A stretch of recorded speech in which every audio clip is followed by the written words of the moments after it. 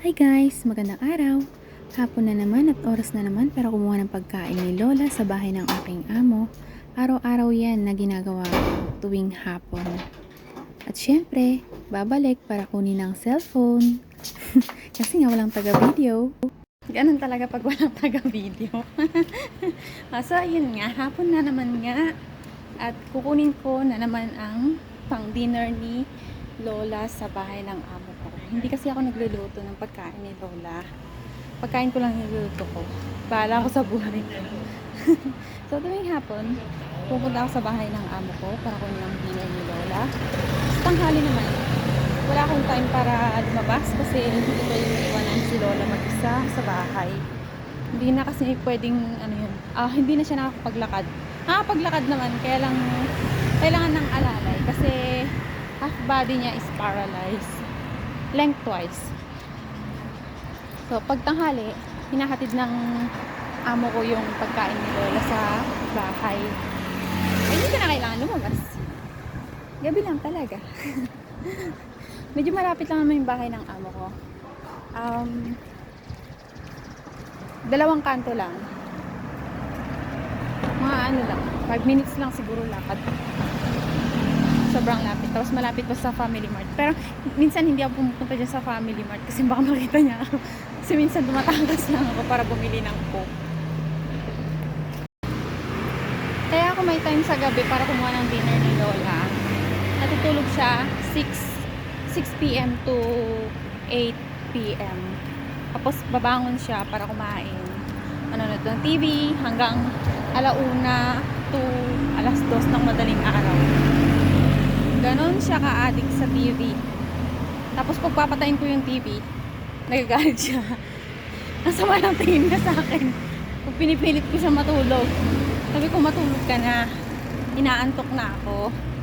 Sabihin ko, Paito. Parang awa mo na, sabi ko.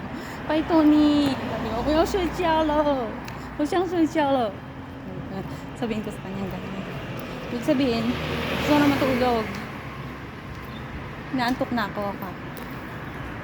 Tulog ka na. So, yun. Wala nang kontra-kontra. Wala na siya magagawa. Kasi pinatay ko na yung TV.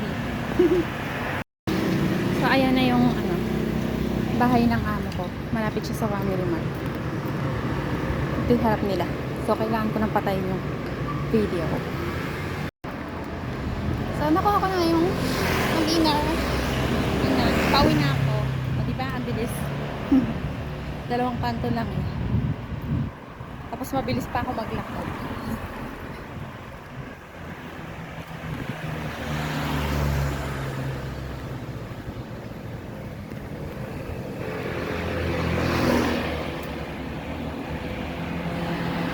Hindi yung buwan na ilaw. Ilaw yan. Wala pa yung buwan, hindi pa lumabas. O hindi lang kita dito. Yan, madilim ang kaulapan. Nagbabadya ng ulan. So, araw-araw kong ginagawa to tuwing hapon. Hindi naman nakakapagod yung trabaho ko. Pero masakit lang sa katawan kasi sa pag-alalay kay Lola. Kasi nga, hindi siya masyadong makalakad. Paika-ika ba? Kasi nga, half paralyzed yung kanyang katawan. Gawa ng kanyang brain tumor. Ganun pala na pag may brain tumor, tapos hindi na operahan, mapaparalyze pala yung kalahati ng katawan. Tapos hindi rin makapagsalita. Kawawa yung alaga.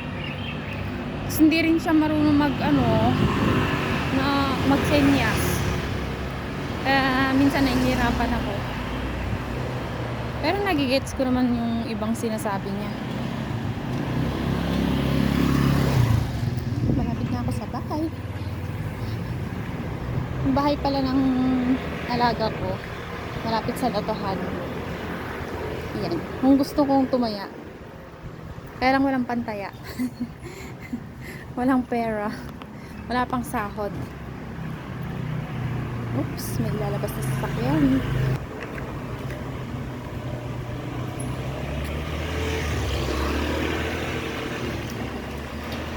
Dito na ako. Buksan natin ang pintuan. Mamaya pa naman kakain si Lola eh. 8.